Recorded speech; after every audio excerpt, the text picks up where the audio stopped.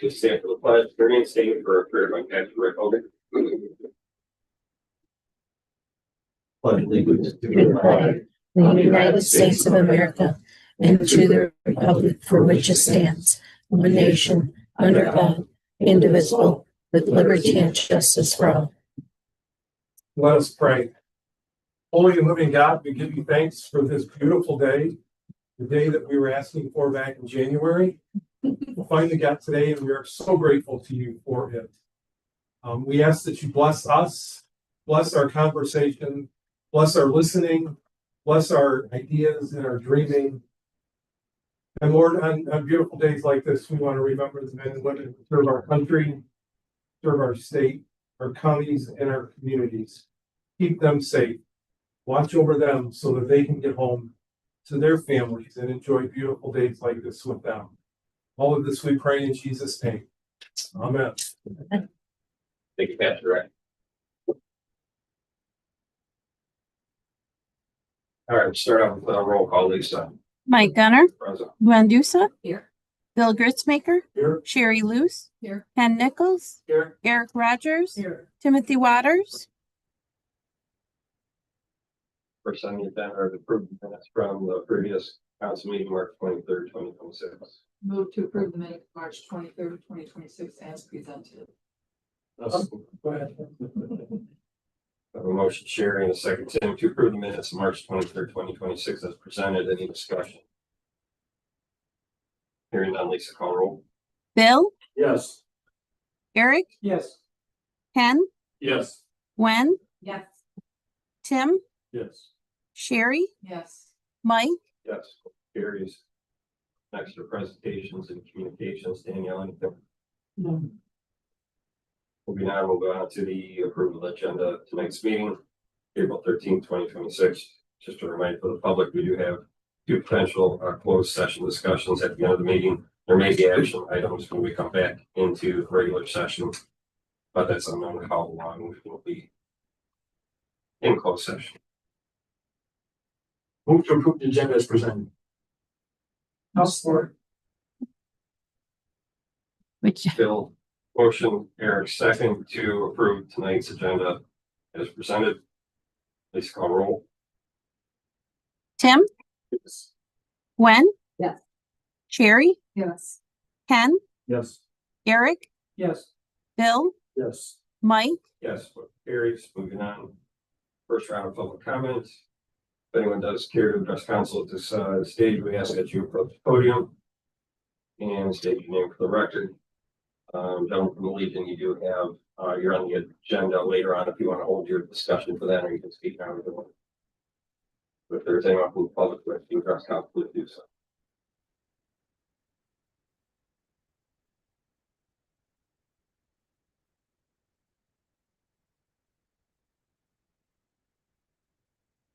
My name is Sharon Gunter, and I am Holly Kester's mom and Mike's mom.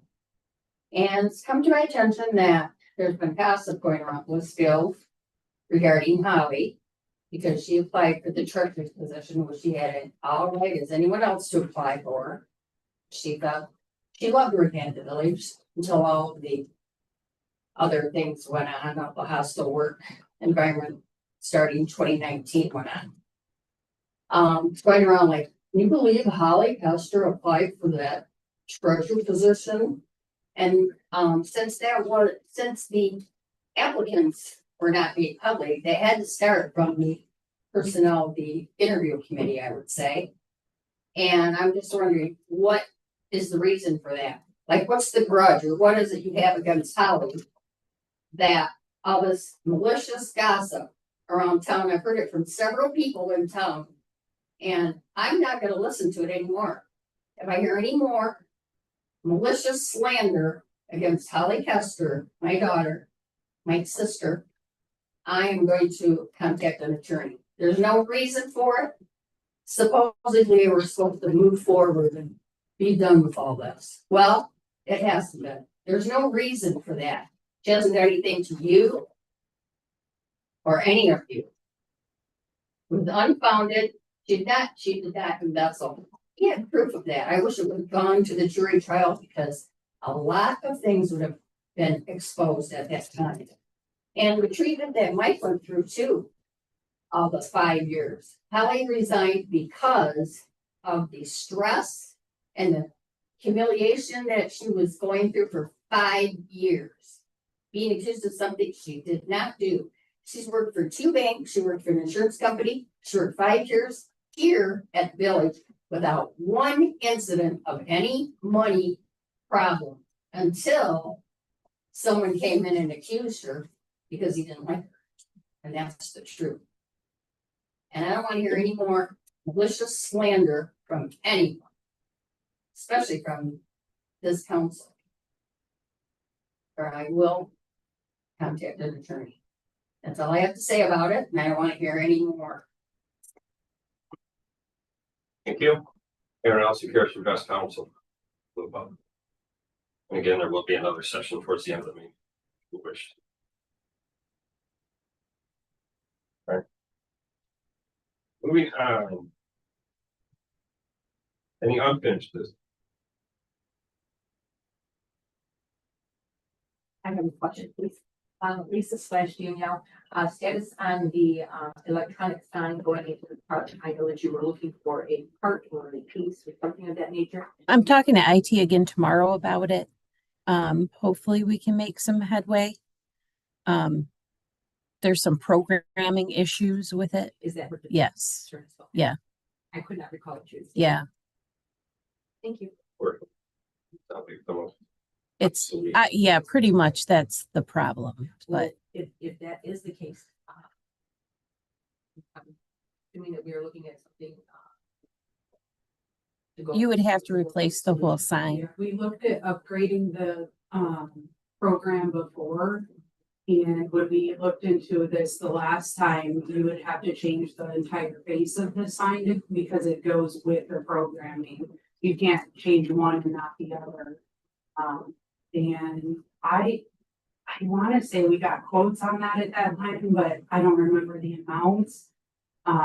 We are going to have to look at something. The sign works. It's turned off because the information is outdated. Because we don't have the program to be able to get it updated right now. We're hoping that IT is going to be able to help her find a workaround so we can at least get through until we budget to do something else with the sign. Thank you. Good question. Can we ask Rotary potentially who donated that originally if they're willing to help on that? Yeah, we certainly could have a conversation with them. Any other unfinished business, council? Moving on, new business, we have payroll up first. Move to approve payroll register for March 2026 in the amount of $124,440.21. Support. Motion Eric, second Ken to approve the payroll register for March 2026 in the amount $124,440.21. Any discussion on payroll? If not, please call roll. Sherry, Yes. Bill, Yes. Gwen, Tim, Ken, Eric, Yes. Mike, Yes. Carries. Up next, number 2, pay bills. Move to approve accounts payable for the period of March 11th to April 14th, 2026 in the amount of $512,420.22. I'll support. Motion Eric, second Sherry to approve the accounts payable for the period of March 11th to April 14th, 2026 in the amount of $512,420.22. Questions on the bills?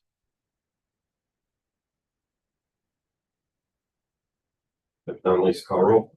Ken, Yes. Gwen, Yes. Bill, Yes. Tim, Yes. Sherry, Yes. Eric, Yes. Mike, Yes. Carries. Up next, number 3, we have potential appointment of the village treasurer. Danielle, I'll turn it over to you. Yes, so myself, Bill and Ken served on the interview committee for the village treasurer position. We did receive 27 total applications.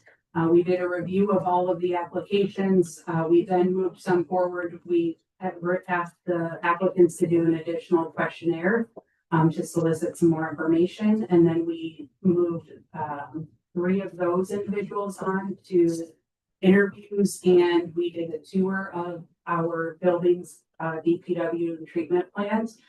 We are unanimously recommending Carrie Ritchie to the appointment of village treasurer. Carrie is also here this evening. She's not going to put her on the spot too much, but if you have a question for her or the interviews committee or myself, then please let me know. I did not attach their resumes to the agenda. I had to let council notice there's a lot of personal information it would have taken time to redact. I do have that here if you want to peek at it. I think most of you have come in to look at it already. But otherwise, I will open it up to questions. I'm sorry, one more thing. This would be contingent on her background check being finalized and complete. And then if approved, I'll work with Carrie on the start date. Carrie, do you want to introduce yourself? Do you have anything to say before we? No, my name is Carrie Ritchie. I have 32 years of banking background experience. I was a branch manager up until we got bought out. So, a lot of career in banking, and I'm involved in the community, and I'm well aware of what happens at council meetings because I do attend where I locally live at. So I'm familiar with it. I like to be involved in a lot of things and activities. So I'm looking forward to serving you guys.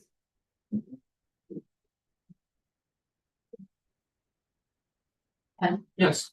and looking right, blinking up. Bill. Yeah, Bill, yeah, blinking right up there. Sorry, Bill. Hey, can you guys just kind of go through the process and your thoughts? Since you're part of the subcommittee.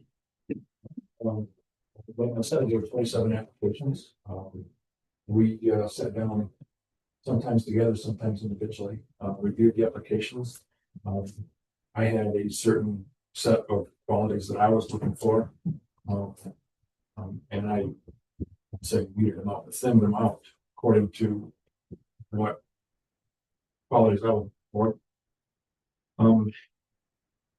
Of those 27, I think we arrived at 9 with with fill the squares, punch the ticket, so to speak. Again, I said we sent questionnaires to those 9 people, asking them for feedback on. I think we sent 6 questions. Yes. And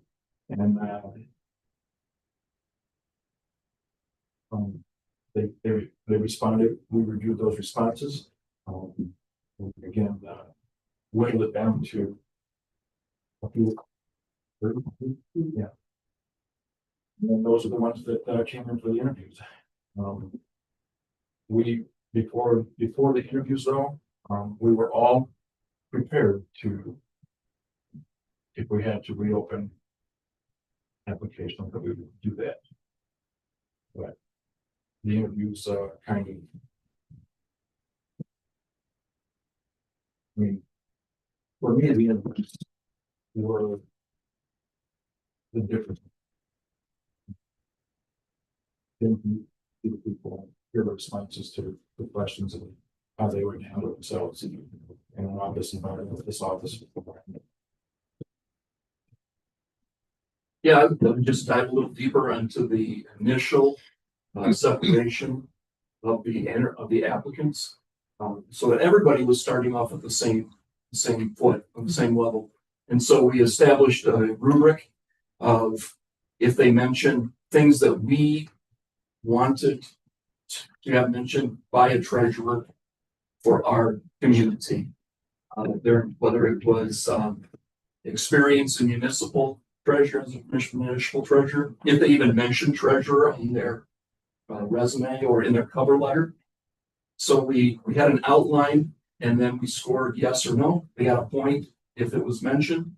If we thought that it was implied or gave strong history to that, we gave them a point, or we didn't give the point. And then we each did that, as Bill said, we did that by ourselves. When we said we did them together, we were sitting around the table, scoring them, passing on to the next person, scoring, passing on to the next person. And then we tallied them up. We talked through all of them to see where our scores were, because even though some people had a different scoring level of what they had read in their resume and cover letter and how we interpreted the rubric and what we thought this is where the direction we wanted to head. We still talked through every person to see if do they make this first cut, do they then make the second cut, that sort of thing. Do we get, and how many did we get to before we even sent the questionnaire out? So we didn't have a set number of, okay, we have 27, we're looking for the top third, and then we do 9, we're looking for the top third. It was just who's coming out, who's rising to the top based on their cover letter, their resume, and then we separated and moved the next level to questions. Ask, as Danielle said, as Bill said, asking for more information, highlight a situation here where you were involved in customer comes in whatever field or situation they were responsible for. How did you handle that? What was the result? Explain this more so we could get more in depth. Because sometimes, as you all know, people don't always appear in person or in a more extensive question as they do on an initial piece of paper.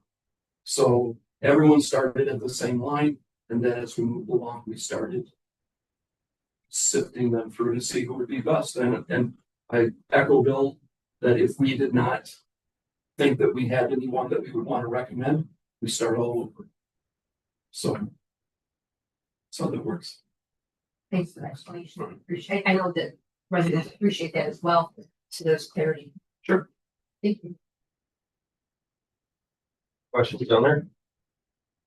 So again, transparency's sake, we had 27 total. You brought in 3 for in-person interviews. You're dwindling them down to whatever your matrix or rubric was. Sure.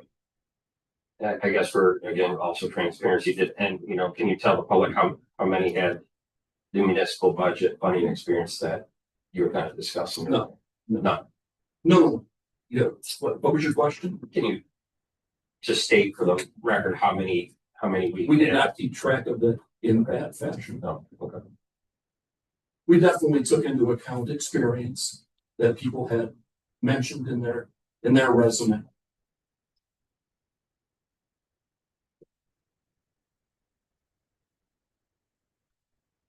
Any questions before we move on? Okay, we need a motion if council so chooses. Move to approve the hiring of Kerry Ritchie for the village treasurer position contingent upon successful completion of a background check. I'll support. Motion Bill, second Eric. To approve the hiring of Kerry Ritchie for the village treasurer position contingent upon successful completion of a background check. Further discussion. Hearing none, Lisa call roll. Ken, Yes. Tim, Yes. Sherry, Yes. Gwen, Yes. Eric, Yes. Bill, Yes. Mike, Yes. Carries.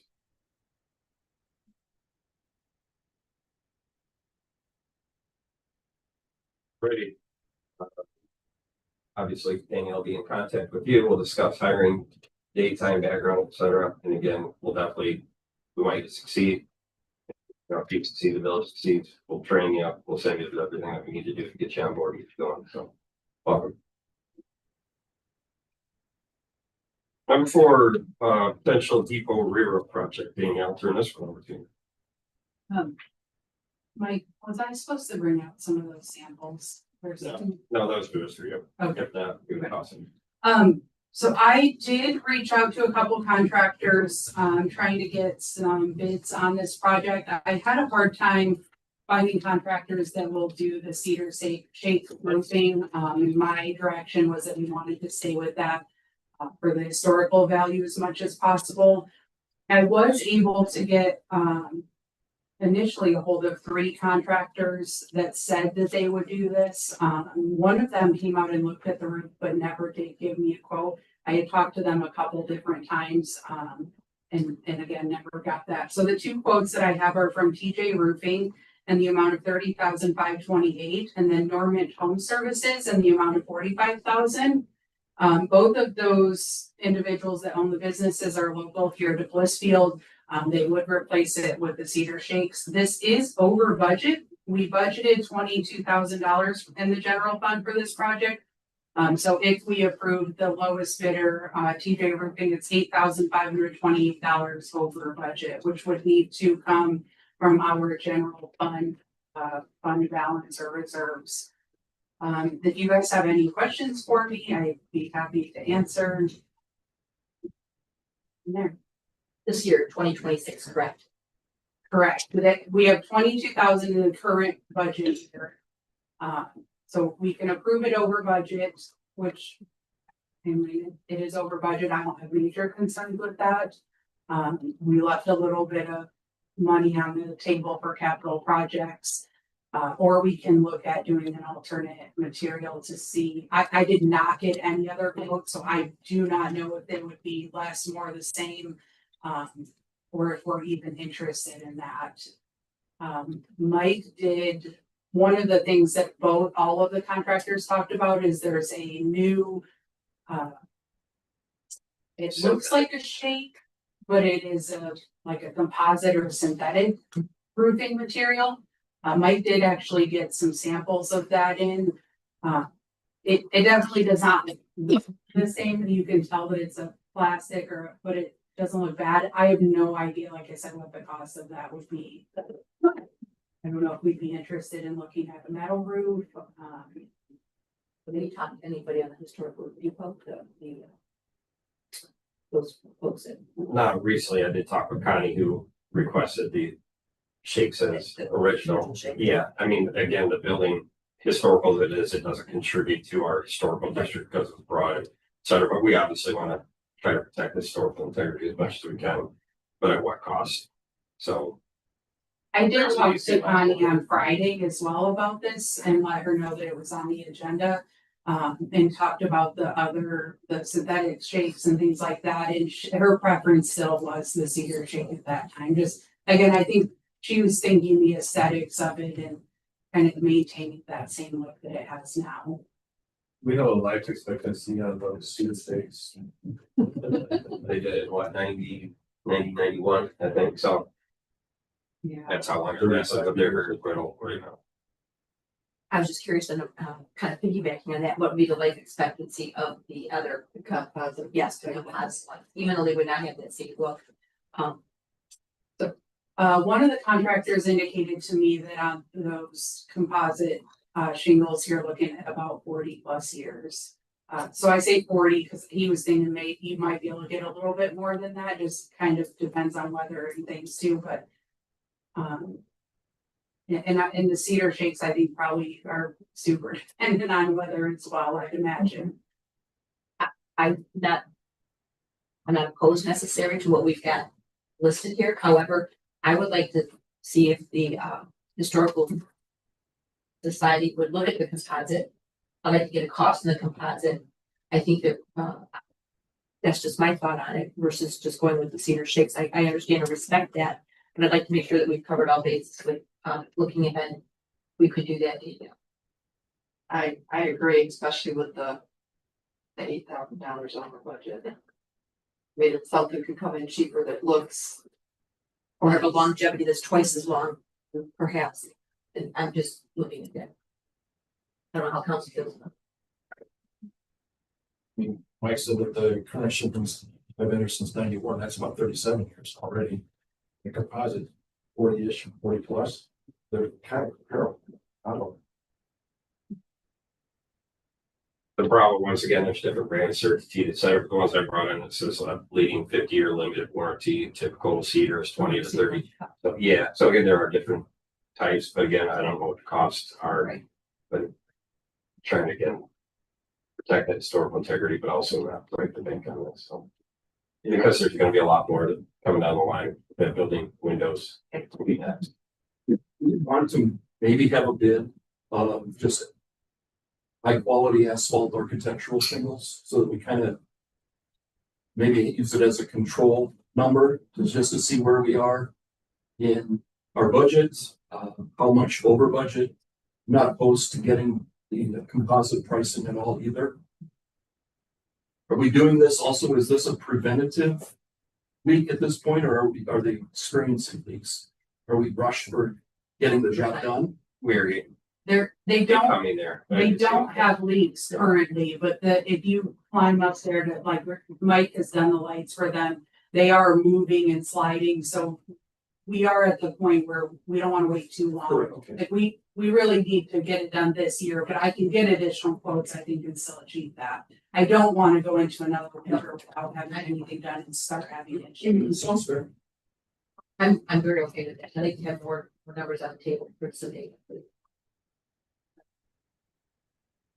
Danielle, can you remind me, were we under cost or under budget on the park pavilion re-roof? Yes, substantially under budget on That that. is complete now, isn't it? This week, he was out there today working on it. I would think should be finished soon. We did pay a portion of the work completed, which is about half of the job. And then we'll pay the other half upon completion. And then just as a refresher, Rotary did commit to helping us pay for that. So they were putting in 25,000. I think it was 300 or something, around 25,000, not 100, sorry. Total project was just over 50,000. And we had budgeted 160,000 for that, so it's significantly under. Just a good. I know we're not related, but it's good to think of that because. Yeah. Well, it's the same budget. Sorry, yeah. Hate to see asphalt. I mean, especially with the storefront integrity, but again, we can only do so much. So, At least we know what we're arguing against. That's pretty much why I asked, so that we can kind of compare that. And the same thing with the composite. I mean, I bet. Sure. I'd like to see Absolutely. all of them. Yeah, I'd be in favorable. I looked at composite ones that were in Danielle's office. They're not as thick as a standard cedar shake roof, but they do have that look. Put them 15 feet up on a roof and stand back 50 feet, you may not be able to tell the difference. Do they require the same kind of application where there has to be breathability for cedars? Didn't look to see what the installation instructions were. I have the box, there's a brochure in there and some samples if any of you guys want to peek at them, or, I mean, I can run and grab some too, but there is some information. I didn't even fully look at them. They came in after I already had this on the agenda. So I wanted to move forward to see what your guys' preference was before I spent too much time doing something. No, I can wait till after the meeting, take a look at it. And I don't want to beat a dead horse, but I also like to have the historical society. Their input on that specifically. I don't want us to make a decision and then say that's not what we were looking for. I think that's good. Thank you.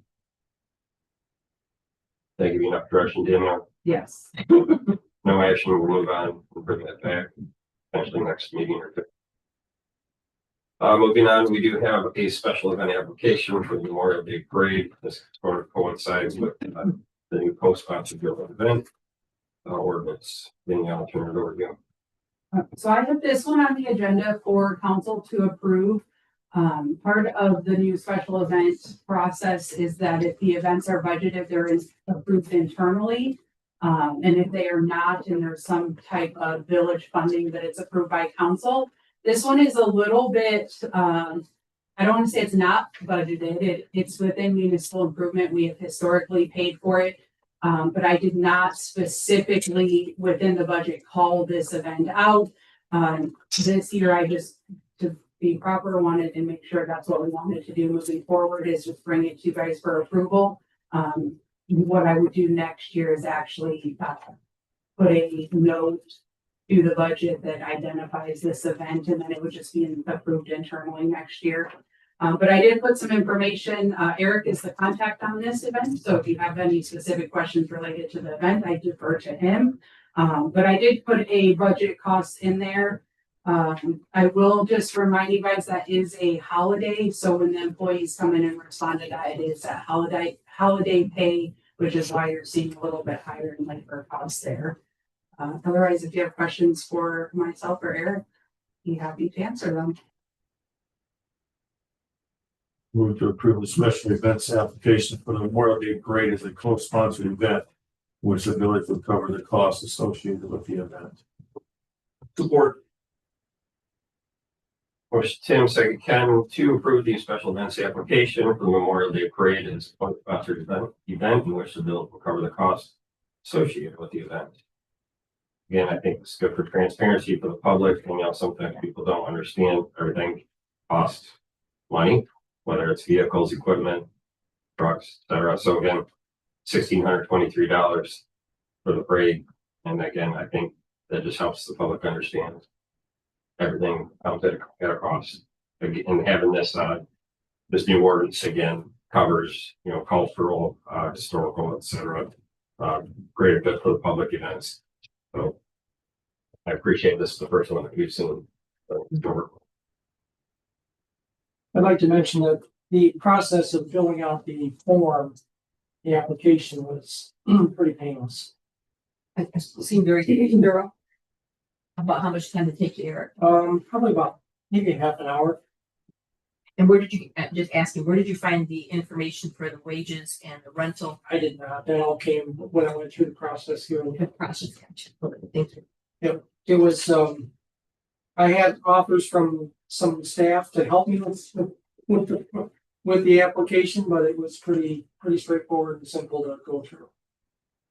I didn't get any questions from any of the departments, so from that aspect of it, I tried to look at it as if I was general public doing the same thing, and it was pretty painless, pretty easy work. You can do that online, correct? There's no. I'm actually working with, we're updating our website, and Shoemaker Technology Group is working on that with all of the new ADA requirements, and we will have a designated special event page. I have not done that because they are in the process and I didn't want to duplicate the work, but it will be online. Awesome. Okay, thank you. Yes, and I think part of the benefit, this is Eric's first year, but next year he can reuse that application and just update his dates. Or if any information changes. So it's not something he's having, or any applicant is having to recreate every year. I think that's correct. And if they don't save it, I will have it. So, and we're always willing to help. But it will come for council once again to say yay or nay. Unless you approve it in the budget. If you approve it in the budget, then if we just approve it internally, I still put it on the agenda for you guys. Yes. For information to both you guys and the public. Beautiful. Thank you. Very good. All right, Lisa, call roll. Gwen, Yes. Eric, Yes. Sherry, Yes. Bill, Yes. Ken, Yes. Tim, Mike,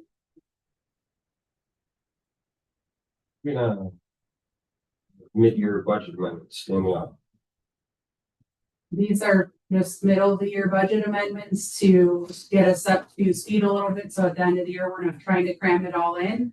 I do want to remind council that I think this is our third year doing the mid-year, at least second. But I just want to remind you guys that I know on some of these, it looks like we're over budget. That is because I do not make any other adjustments in the mid-year in case there are changes to the year end. When I was going through all of this, all of our funds are under budget. Water and sewer about 10%, general fund is about 15%, and DDA is about 2%. The largest adjustment we have here is in the sewer fund, and that is largely attributed to our attorney fees that are taking place due to the pending or ongoing litigation. But if you have questions about these, let me know. Otherwise, we will be doing a year-end budget amendment, and where we are under budget, we'll make those adjustments. Staff does a really good job of watching the budget and staying within. So no concerns. I'm very proud of them, and thankful for all of their help.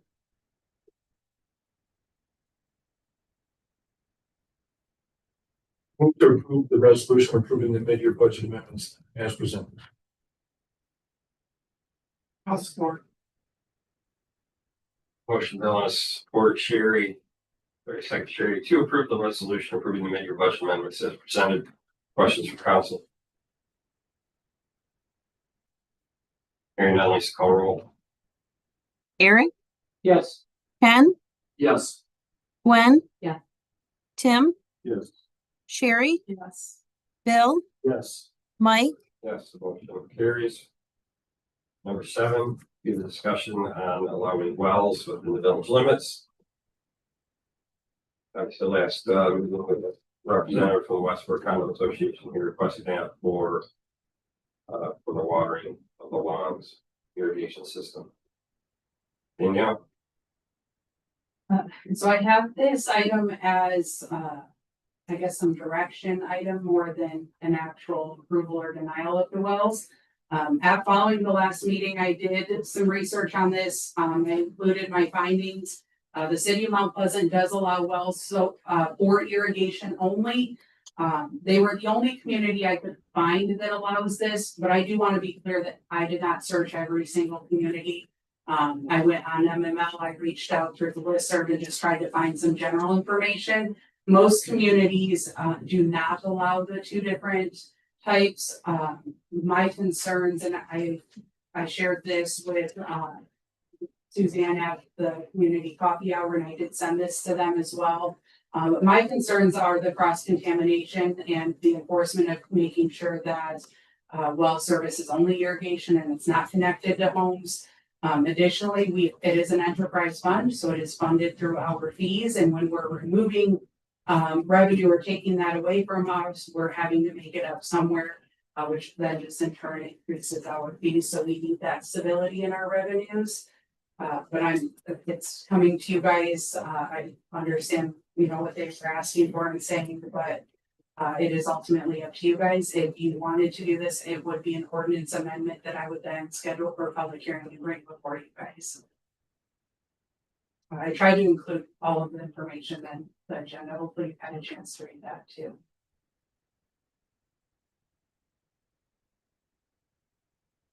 The timing's actually kind of funny, I guess, or coincidental, because we talked about this with the ethanol plant as well. This is a much smaller scale sort of discussion regarding, the infiltration costs into our system. Again, this one would mainly be just for irrigation, would tie into any sort of sanitary. So, I mean, there are different discussions, different options. Yes, we'll open it up to council. How you feel about moving forward on? Do you want to mix it? Do you want Danielle to get more information? Do you want to change the ordinance? No, I do not want to change the ordinance. Change the ordinance either. Nor do I. I feel like when you're buying in a community that has an HOA, you're aware of all these different options. Yeah, looks like Russ here. Russ, so you're representing the condo association. Well, I was a president for several years. They've had other people take over since then. But I was curious because before I moved here 10 years ago, I had a farm, hobby farm in Iowa, and I had a home well. So Before you go on, hold on there, Russ. Again, council, okay, it's kind of out of turn, sort of should have been maybe an action item or a public discussion. Russell's not technically representing the condo, so she is in the condo association. I'm okay, give him a few minutes to discuss. Time. Sure. Thank you, sir. Go ahead. well, I thought that they would be here. That's the reason I'm here. I want to see what was decided. Yeah, I think that not allow a well. It's great. I understand that. I mean, it's getting kind of expensive just to have, the sprinklers and stuff around everything. And I think they took off and set up a well. Well, why was your problem then? I have a question. Russ, where would you dig a well if that was permitted? I'm not sure. We have a second, an area where they haven't built any new condos, but I thought would be pretty good. The other water system is over there near the road going out. So I was thinking probably somewhere over that one. I don't know. There are common spaces in that. The entire property is technically owned by the bank that owns the land or the mortgage, etc. So again, there are public areas that it could be in. It technically could be anywhere in that HOA. I guess my thought would be if other residents would come and say, well, we'd like to be able to water our lawn, if we dig a well just to water our lawn.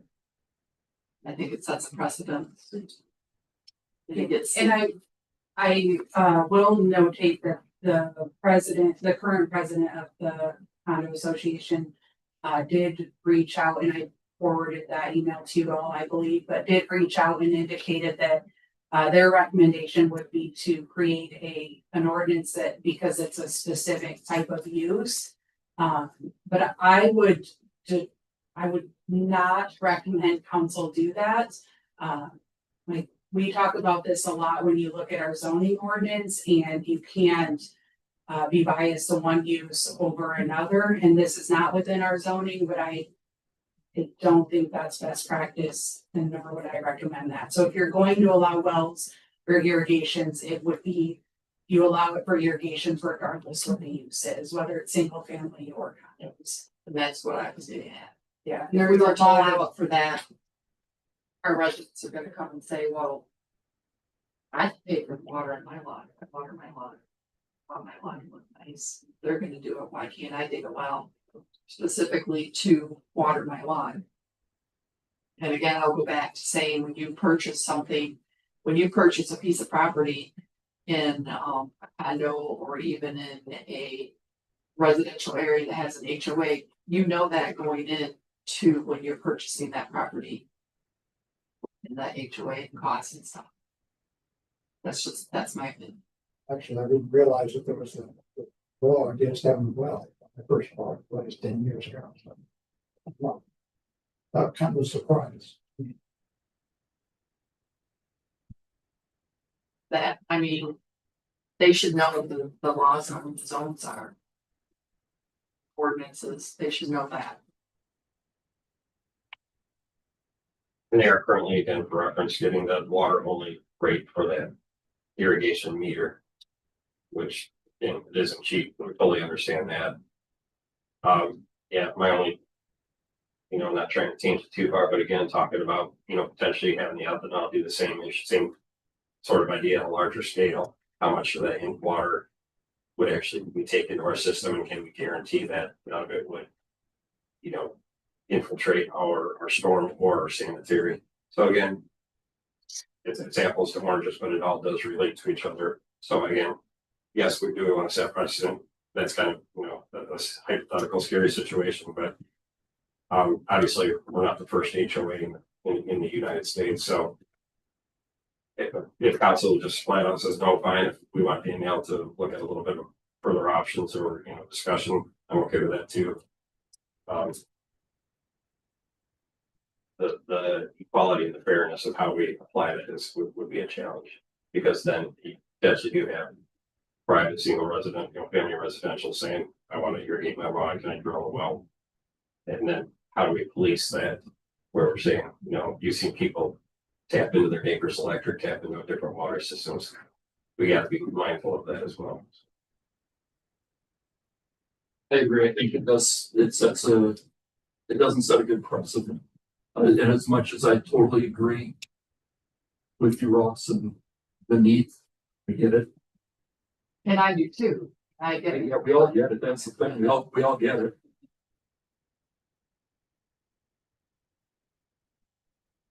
Yeah, I'm not in favor of moving ahead with anything.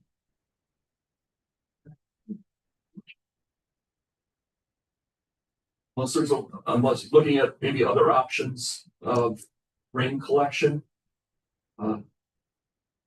I know that in some other things that I've been involved with, there was potential of trying to collect stormwater under parking lots, large tanks, that sort of thing, and then maybe drawing off that. And there's those kinds of situations, but I totally feel for it, but not in this direction. Can't go in this direction.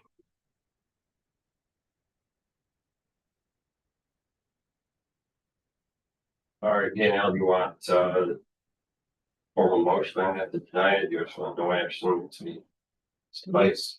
No motion would be sufficient.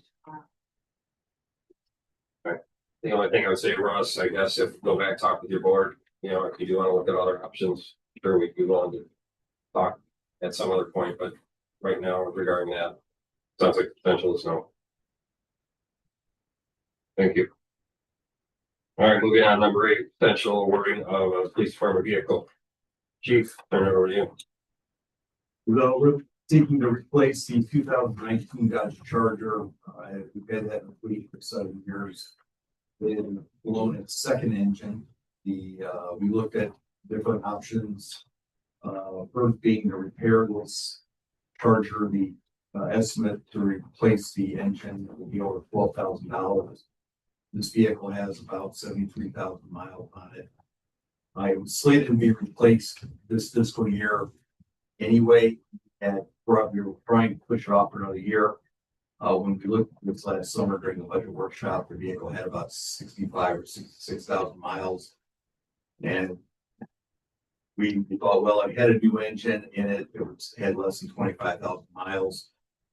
We gambled and thought, well, we could probably get another year out of it. So let's wait. Unfortunately, that didn't work out. Another option we looked at was leasing police vehicles. Enterprise Fleet Services does lease police vehicles. When I contacted them, they don't lease anything less than 12 vehicles at a time. So that was not an option. Third option we looked at was taking the 16 Ford Police Interceptor utility, the Explorer, and putting that back into Mark's service. That vehicle has over 168,000 miles on it, and it's 10 years old. I did send in for an estimate to get it patrol ready. The mechanical repairs alone were over $3,000, and outfitting expenses were going to be at least $6,000. Given the mileage and the age of that vehicle, that did seem like a good option. To spend that kind of money on a vehicle that was that old. We started looking then at the new police vehicles that were out there.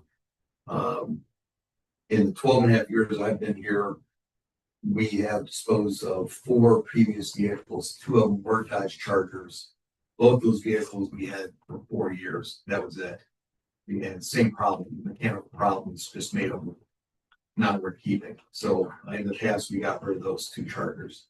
So the Dodge Chargers had not held up well for us. So we looked at replacing it with a new police vehicle. I rolled out the Dodge vehicles. The other Dodge we have right now, we're having a lot of problems with it as well. It's in the shop right now, as a matter of fact. There aren't that many vehicles being manufactured for police service, and that was the Chevy Tahoe with the Ford PIU, which is based on the Explorer frame, the F-150 pickup, Chevy Silverado. That was it. So we started looking at pricing. The F-150 and the Ford PIU were very close in price. The PIU was a little bit cheaper. So that vehicle is available under the My Deal program through Ford Woodhaven. And then we did seek quotes for outfitting. I asked for quotes from 3 companies that we've used in the past: Cruisers, Pursuit of Courtesy out of Canton, and Adrian Sign Shop. Cruisers did not submit a bid. I did get 2 from Adrian Sign and Priority 1 Emergency, and Adrian Sign was by far lower of the 2 bids. We have worked well with the Sign Shop over the years, so right up the road. They do a really great job of servicing the vehicles when we have issues. We get pretty good turnaround time sending them up there. So going over this extensively with Danielle, it was our opinion that the best option was to replace this Charger with a new vehicle.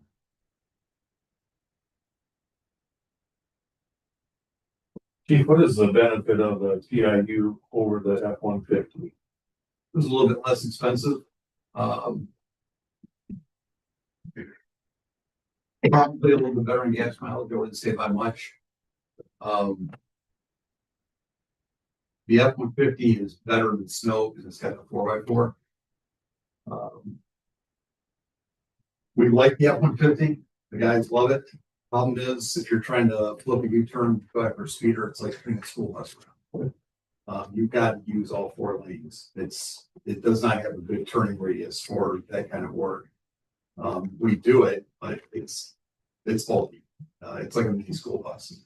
So the PIU is definitely a little bit easier to maneuver in those types of situations, and it was a little bit cheaper. So, Well, as far as cab space, that would oh, the F-150 is a Cadillac. Yeah. you're a little more compact than the PIU. A little more, yeah. It's got a good cargo area, but if you look at our cargo area, there's no room left in them. We pack them with all the medical gear and the tactical gear we're carrying. Those things they're packed. The F-150 does have some more cargo area when we put the pull-out drawers in the back, but that pull-out drawer system, I think that was around $2,000 alone just for that.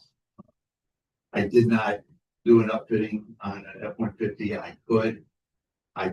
I think it'd be a little bit more, so I was trying to be cost conscious here in this recommendation, and the PIU would work for our purposes. I talked to Danielle too about the next patrol vehicle being low profile with subdued graphics, no light bar, and visor mounted lights for geared for traffic enforcement.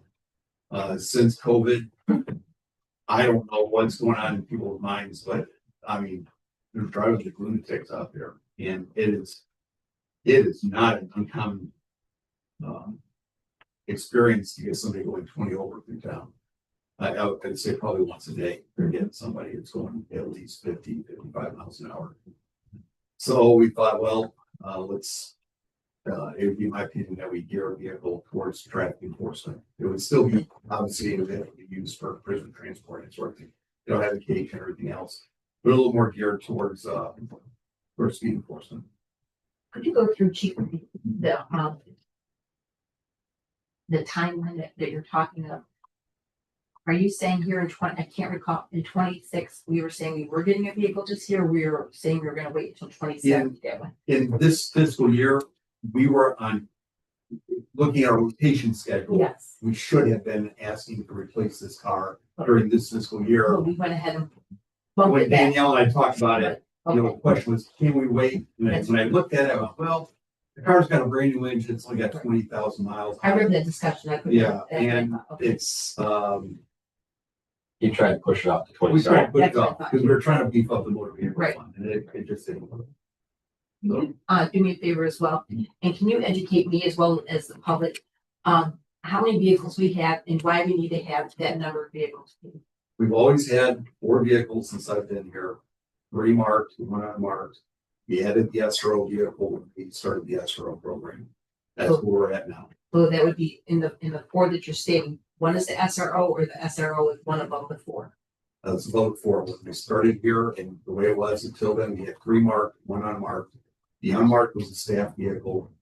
When we still maintain that, when we started the SRO program, we added the vehicle. That's got the special marking for graphics on it. Right. So that's where we're at right now. And as of right now, sitting here, I've got 1 vehicle in service. The charge is down, and I've got another one at the shop. So if I only had 2 patrol cars, I wouldn't have any patrol cars right now. I've got 1 patrol car in service right now. Hopefully I get the Durango back tomorrow. But I know this question comes up a lot, why do we have 3 marked patrol cars? This is why. Right now, the Charger being down, we have emergency vehicle operations school next to me. I had 3 officers slated to go this year. I had to cancel that training because I don't have a vehicle to send up to the track. I can't send a vehicle up there and risk it having mechanical issues and now being down another patrol. Right, to We sent one of our own patrol. Right, yes, to do that. yes. Understood. So I had to cancel training because I don't have sufficient vehicles to do that and maintain patrol operations.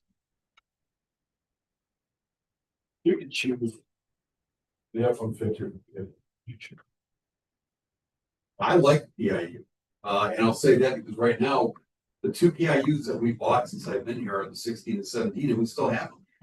The 16 has got 168,000 miles on it, and it's running pretty good. 17's got 102,000 miles. I mean, and we put some money into them. They're older vehicles. We are in the have to put maintenance money into them. But all in all, they have held up way better than Chargers did. When I got here, we had a 2012 and a 2013 Charger. Both of those vehicles, we got got rid of after 4 years respectively, and it was mainly because they just weren't reliable. One of them, I remember this, one of the gear shift fell off the steering column. The seatbelt broke in one of them. I mean, the seatbelt release, and it just, I don't, they're very well built cars. And that's not me saying that, that's the vehicle maintenance log, showing that. I do keep a monthly, we keep a vehicle maintenance log, it's updated monthly. All expenses are put into it, we track mileage. And I was asked to, break that down for you. The 19 Charger, during the lifetime that we've had it, we've spent over $16,000 for repairs on it. Yeah, that was my question. Yeah. So, but I will say this, Okay, I was curious. versus the 12 and 13, which we only managed to keep 4 years, the Charger we've been able to keep 7 years. We got 7 years of service out of it. We have a very regimented planned maintenance schedule that we follow rigorously. As soon as we get a new vehicle, the first thing we do is we take the owner's manual and we program in all the planned maintenance, spark plugs, tires, air filters, whatever, and we follow that to the T. We stay on the oil changes, we stay on the filters, we stay on the spark plugs, we stay on the tires, the brakes, the mufflers, all that stuff. Trying to get as much use out of these cars as we can. They're not getting any cheaper. This particular Charger, if you want to go back in time, 2019, the vehicle itself was $23,600. Now we're looking backwards, going if only. Those days are gone. So we are trying to squeak as much time out of this vehicle. And the planned maintenance schedule hasn't worked. Like I said, we got 7 years out of this car. We only got 4 on the previous ones we had. And we've got one vehicle that's now 10 years old, one that's 9. My newest car is 4 years old already. So the planned maintenance schedule is working. Unfortunately, they got to get replaced at some point. So I'm gonna be devil's advocate here again.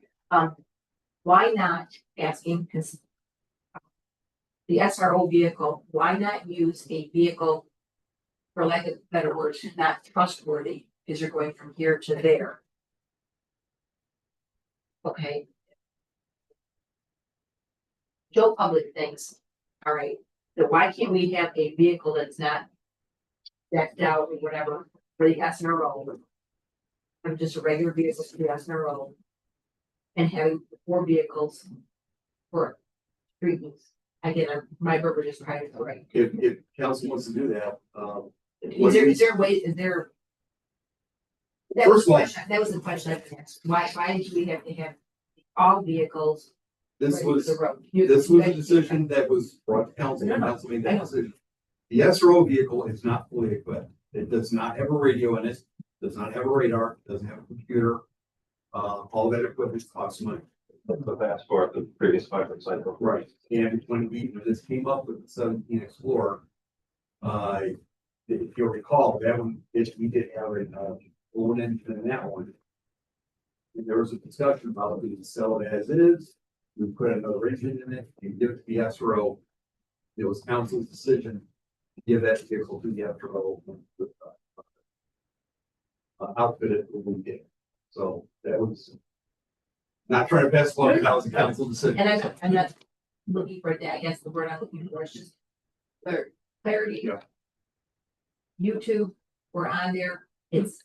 To be it's clear, visible, to be when very clear, I just like to have the when clarity. we added the 17 SRO. Yeah. If you recall, we presented the options to council, we made no recommendation. We said, here are the options, what do you want to do? Mhm. Because at that time, Danielle and I were like, we don't know. We kicked the ball to you guys, so we guys want to do. You know, it was an engine replacement or sell it as is. It's high mileage. We had the SRO position. Again, what do we want to give the car to the SRO? And those were the options we had.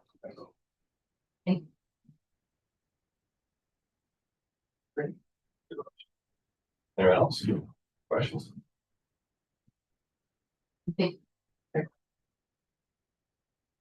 Move to authorize the purchase of a 2026 Ford Police Interceptor utility control vehicle from Warren Ford West Haven for the quoted price of $46,308. Let's see here. lost my place. Okay. Approve the quote from Maver and Sign Shop for $22,623. For be accepted and authorized for upfitting the new patrol vehicle and to approve an additional 1,000 be authorized for any unforeseen expenses that may occur as related to the purchase and or upfitting of the patrol vehicle for a total amount of $69,931. Motion Tim, second Sherry to approve the purchase of the 2026 Ford Police Interceptor. Stated grand total of $69,931. Further.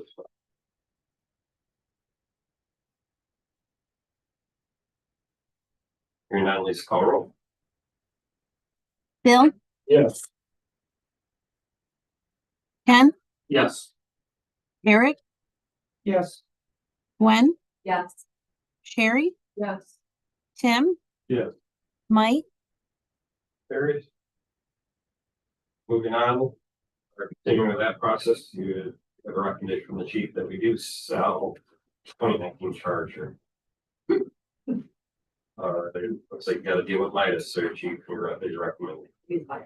Do. So this is how this whole drama began. So, there was a knocking noise, Wagner talked. So we were right. Set up there. They initially said,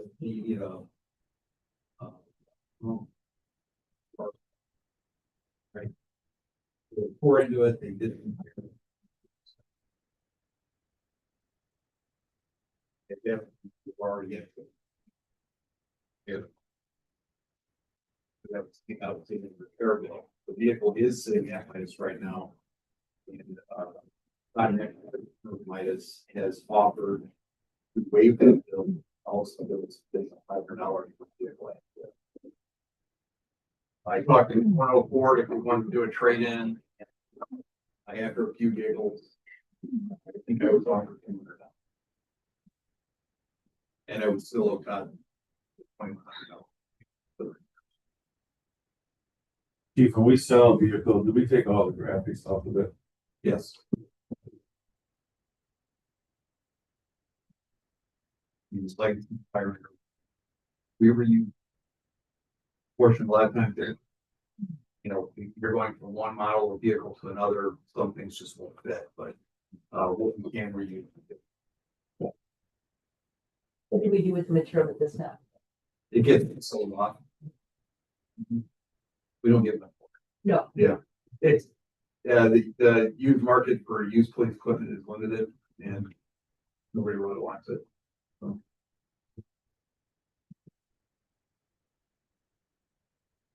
I would move to accept the offer for the 2019 Dodge Police Charger from Mr. McIntyre for $500 and waive the outstanding repair bill. Support. Motion Gwen, second Bill, to accept the offer of the 2019 Dodge Police Charger from Mr. McIntyre for $500 and waive the outstanding repair bills with Adrian Midas. Discussion. Scrap value higher than that. I'd have to pay Todd, strip it down, and then pay him the repair bill on top of that. This is a good deal. It's basically, we're selling it for $2,600. That's the way to look at it. Yeah. And Todd, I've worked working on it for years. If he had known there was gonna be any trouble, he would not have started the repairs. I have full faith in him. He would stop and follow the entire way.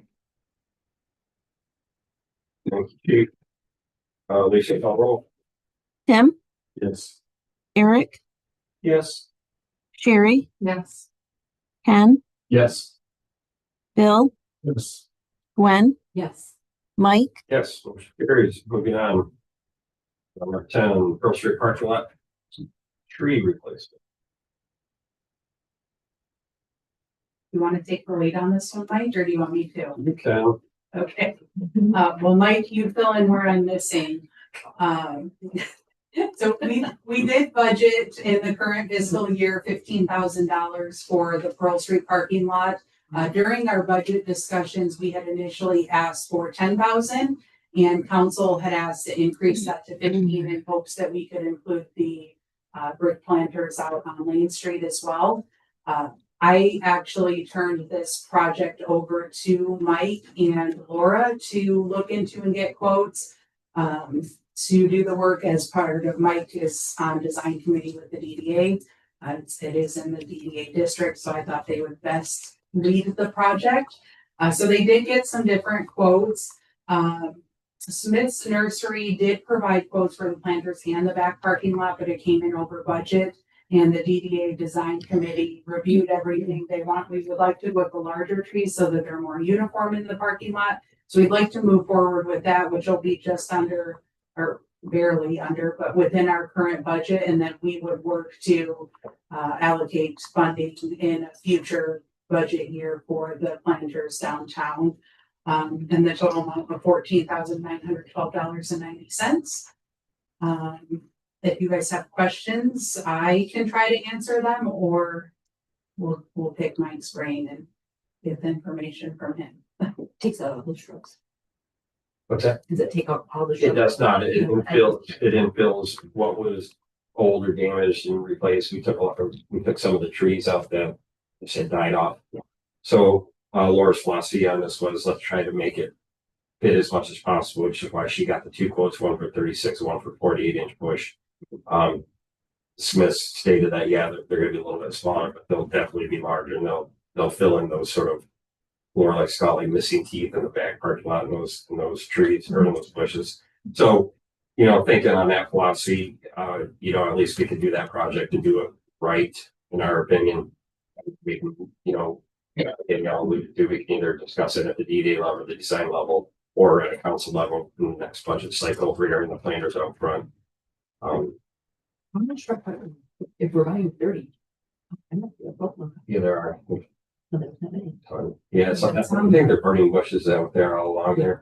Yeah, I think the numbers in that quote, didn't pull it up. And this would also include, topsoil and mulch, which again, the last time we did it as a work day, that was a nightmare. So, yeah. But, again, prices are up and everything, but we were thinking for under, meeting that budget and trying to complete that project. That was the design committee's recommendation anyway. Motion to approve the quote from Smith's Nursery for $14,912.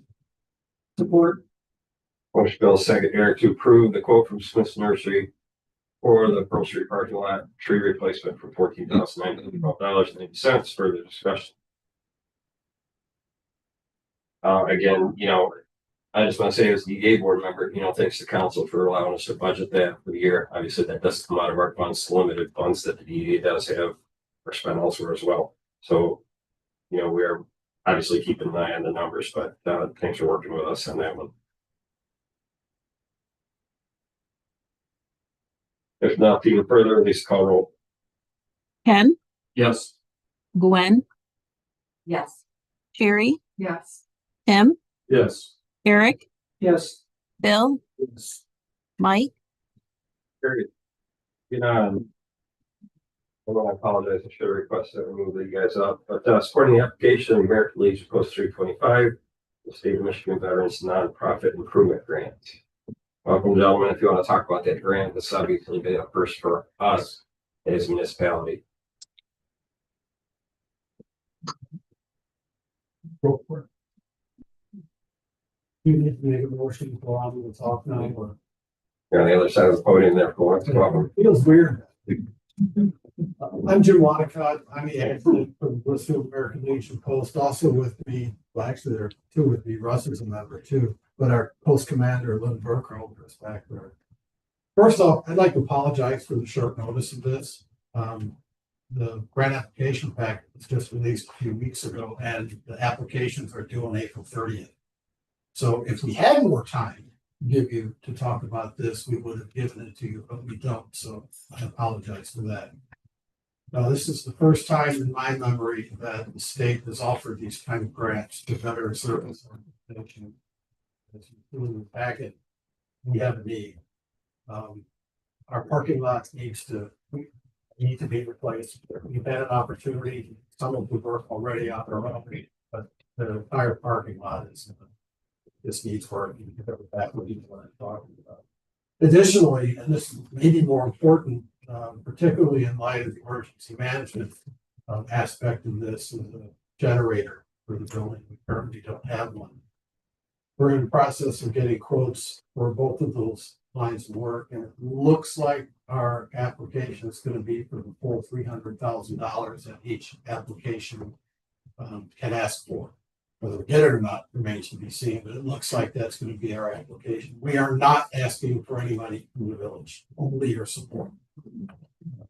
We do have some funds available to help with this, and we're probably going to have to use them. But we're only asking for your support if you'd be kind enough to provide it.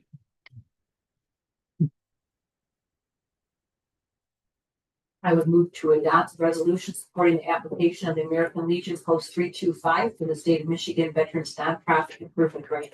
Support. Go ahead, Sherry. Thank you, Chance. Oh, you're good, Jim.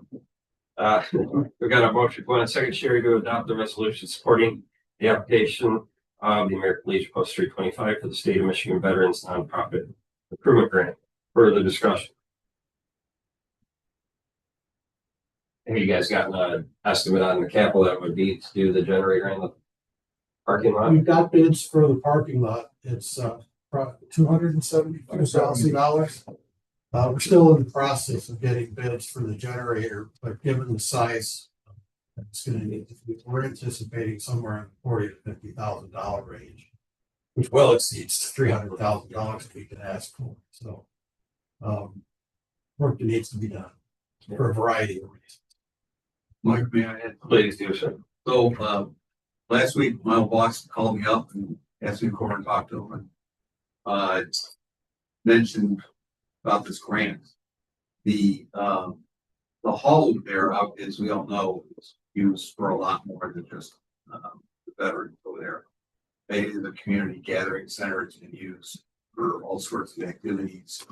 They're having the Rotary auction this weekend. From the public safety side of things, the use of that building has been in our critical incident response plans for quite a while. As an option to use for a warming center or reunification center or somewhere to have press conferences if necessary, that sort of thing. So the building does serve a public safety need as far as our preparedness. I was 1,000% on board about it. I reached out to Craig Canis, our county emergency management coordinator, and asked him if he was interested. He immediately agreed to support it. So did the fire chief and the superintendent of our school district. I mean, it's just a no-brainer. So I appreciate the support. Thank you. Thanks for that addition, Chief. Obviously, that kind of falls in around why we would recommend that. So, yeah, out of all the reasons you mentioned, then some. And again, grants, love them or hate them, somebody's gonna get that money. So we might well We're not going to get it. We don't ask. We all know how that works. appreciate it. Thank you, gentlemen, for being here. Any other questions from council? Not Lisa, call roll. Bill, Yes. Tim, Yes. Eric, Yes. Ken, Yes. Sherry, Yes. Gwen, Yes. Mike, Yes. Thank you. Thank you. Thank you. Particularly if we get the grant, I'll keep the chief updated on progress so that that can be more fully appropriated and they can look at that. Thank you. Good luck. Thank you. Make you sit through the rest of this, Jim. I've never been to a council meeting. Number 12, we have got a resolution recognizing celebrating 70 years in service by Bill's Service. We have a celebration coming up this coming weekend for them as well. We have sort of proclamation in regards to that. I move to adopt the resolution recognizing Bill's service of 70 years. Continuous service to the village of Blissfield and surrounding communities to authorize the presentation of resolution to this. I'll support. Motion Sherry, second Eric to approve Sorry, to adopt the resolution recognizing and celebrating Bill's service for 7 years, continuous service to the village of Blissfield and surrounding communities, to authorize presentations of the resolutions to the business. Discussion. The DDA is also doing a new program where we, again, celebrate the historical buildings and structures that contributed to our village. This would be number one. Like something that we want to do. It's something the Michigan and National Main Street want us to do as well. So again, this sort of not only encompasses program requirements or requests from Main Street program, but also again celebrating a very long-standing business that's been critical and successful to our village. There's, May I say something? please do. I'm very excited this is on the agenda, but I did just want to publicly apologize to Blissfield State Bank. I feel like myself, the village in general kind of missed an opportunity with their 150th. So I'm excited to be doing something like this moving forward, and recognizing our businesses. So I am excited for their 155th anniversary, and we will be sure to recognize them then. So I just wanted to state that because, like I said, I think we missed that opportunity. But I think this will be great recognizing businesses moving forward. Thanks, Danielle. All right, Lisa, call roll. Gwen, Yeah. Ken, Yes. Bill, Yes. Tim, Yes. Eric, Yes.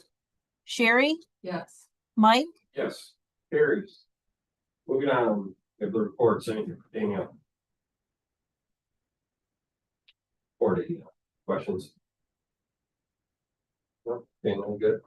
Yes, I'm good unless you have questions. Treasurer will expect a full good report for the next council meeting on that one. And thank you report. Anything for building and zoning? Any quick police chief? Appreciate you getting all that information on the car. Again, there's a lot of money, but obviously it's needed. Appreciate your support. Moving on, council discussion. Don't know if anybody's had the opportunity to drive down Walnut Street, but Sanderson's wheelchair ramp is needed. I have a question. I noticed after the last little bit of flooding we have, there's a tree like leaning into the river by the pavilion.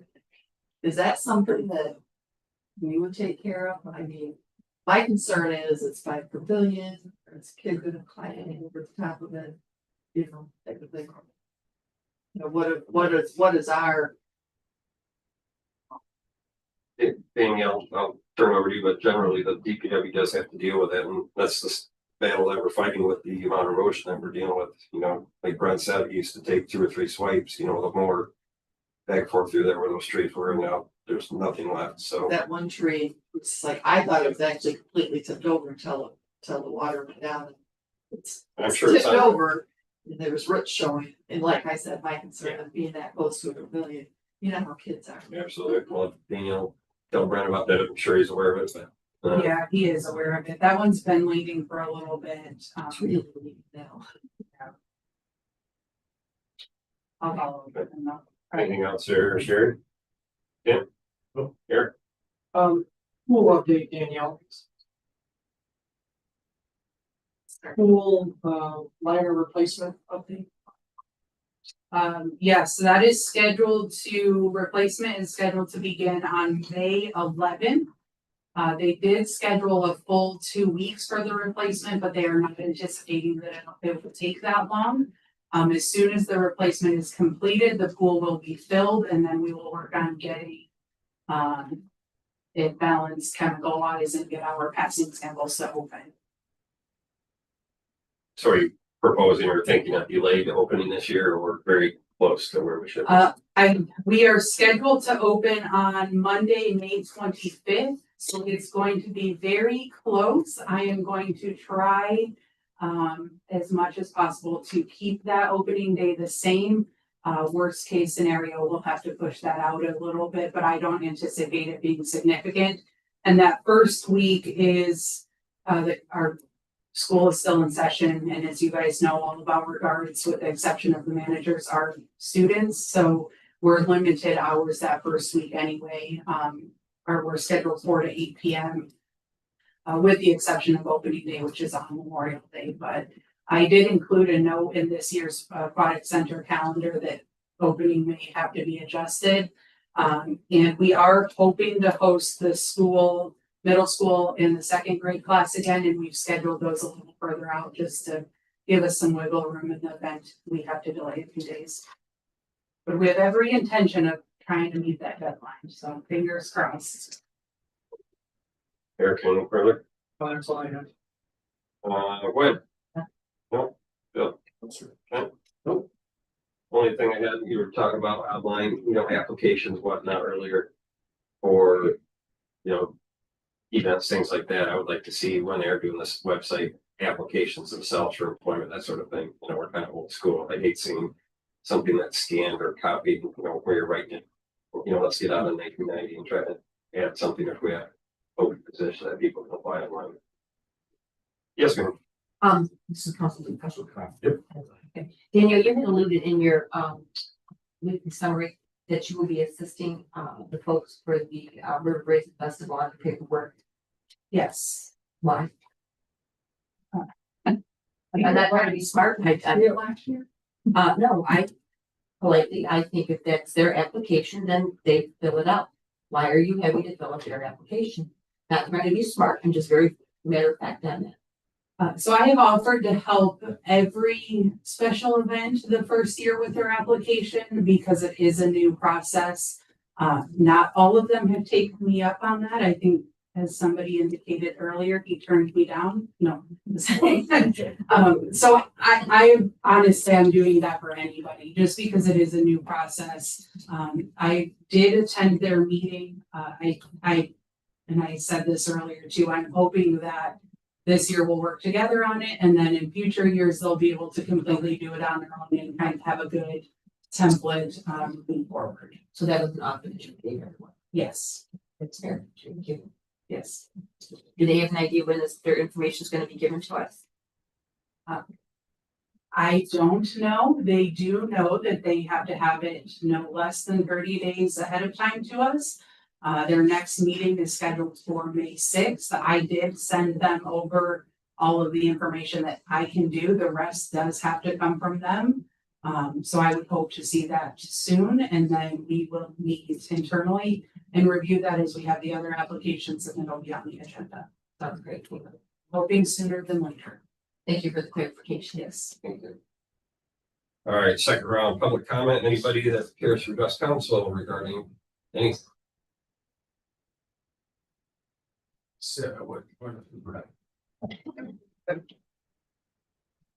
Then Burkholder, I'm the commander of Post 325 in Blissfield, Michigan. First of all, I'd like to thank you for your support in for us to go forward with this grant application. But hopefully it'll be a big part of it.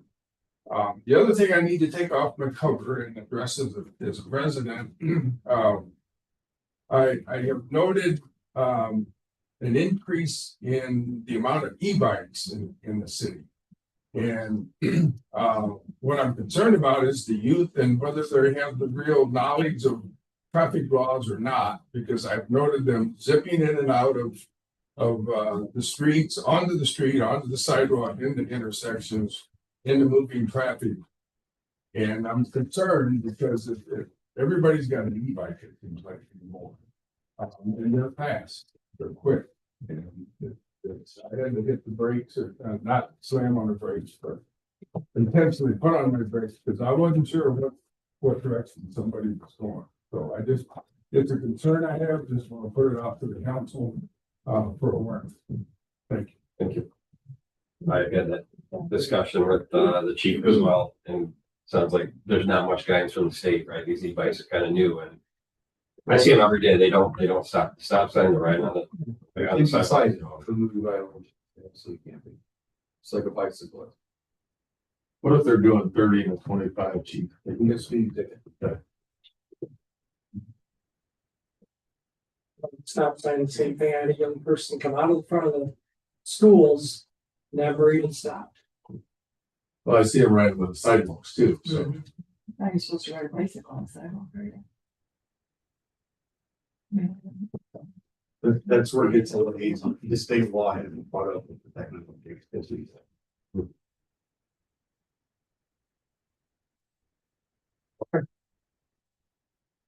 Anybody else from the public? No, moving on, we have committee, of the whole, scheduled for next Monday. Got two things on the list, Amy on the hydrant use policy that we discussed previously, the right of way trees. Obviously, we're talking right away, Danielle, if we could, can we add, some quick discussion on just the right of way permits, especially with the amount of fiber optics and other utilities that are going through. And it fits with that discussion. Also with the hydrant use policy, this representative from Chief Rucci or someone from the fire department. Yes, Chief Ritchie plans on attending, and I actually was going to confirm with him this week to make sure he was still good with that and nothing has come up. Are we gonna be there? Yes. All right.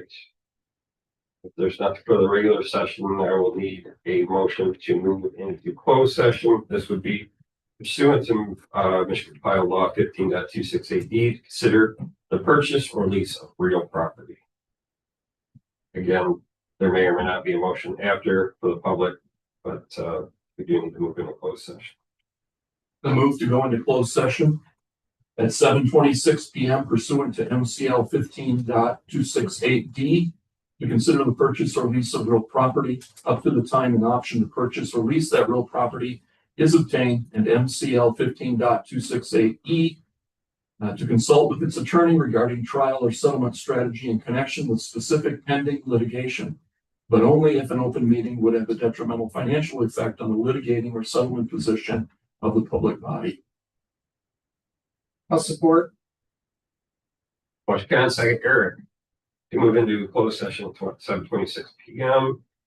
Pursuant to MCL 15.268D to consider the purchase of real or lease of real property up to the time of an option to purchase or lease the real property is obtained in MCL 15.268E. Consult with its attorney regarding trial or settlement strategy with this specific any litigation, but only if an open meeting would have a detrimental financial effect on the litigating or settlement position of the public body. Lisa, call roll. Sherry, Yes. Gwen, Yes. Tim, Yes. Bill, Eric, Yes. Ken, Yes. Mike. Just for Zoom, we will end this and then come back